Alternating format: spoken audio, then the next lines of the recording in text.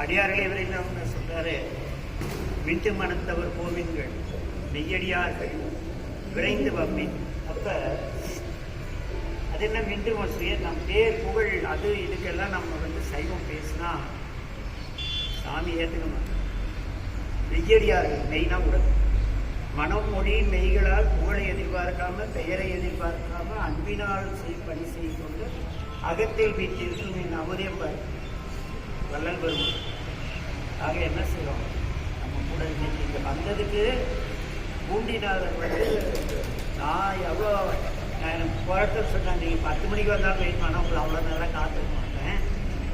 வந்ததுக்கு தலையாட்டில் வந்தால் நம்ம ஏதோ ஒரு மெசேஜ் சாமி நமக்கு தரணும்.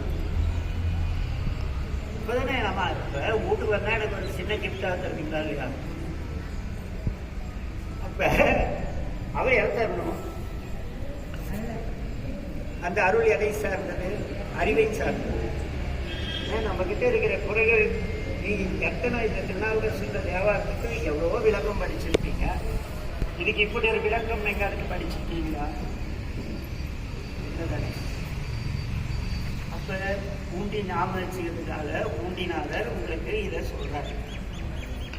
ரெண்டாவது அடியார் எப்படி இருக்குன்னா, கறந்த பால் போல, கறந்த பால் குழந்தை கொடுத்தா பெரிய கொடுத்தா எல்லாம் கொடுத்தா இல்லையா, தூய்மையானதுலவா, அது கூட நம் மனம் மொழி செயல் இருக்கணும் ஒன்று. ரெண்டாவது கரும்புச்சார் உடல் சூட்டை கணிப்பது கூட நம் வார்த்தைகள் அடுத்தவங்களுடைய துன்பத்தை துடைப்பதாக இருக்க வேண்டும். கறந்த பால் நெய், ஒரு நெய் எவ்வளோ கஷ்டப்பட்டு உருவாகி அதில் ஒரு திரிய போட்டதும் ஒளிவு தெரியுதில்லை, அதுபோல் நம்ம ஆட்கொண்ட ஆசான் பக்குவப்பட்ட மாதிரி தான் நம்ம பொருள் எதைய பக்குவம் சிவத்துவம் பண்ணுறாங்க.